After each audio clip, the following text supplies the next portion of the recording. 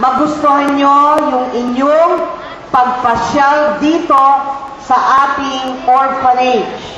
Alright? Now, and because it is an orphanage, nakita nyo ang linis-linis, please make sure. Good afternoon to everyone. Welcome. We thank God that you have come.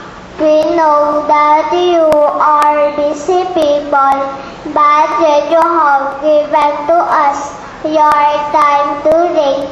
Thank you so much for giving love and care to children like us. We pray that God will continue to give you joy in helping us. May God bless you and your family. Magandang hapon po sa inyong lahat.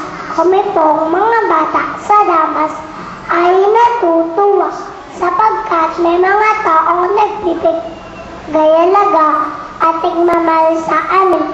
Alam po namin na ginagawa ito para sa Panginoon. Maswerte po kami at may mga taong may gintong puso tulad po ninyo.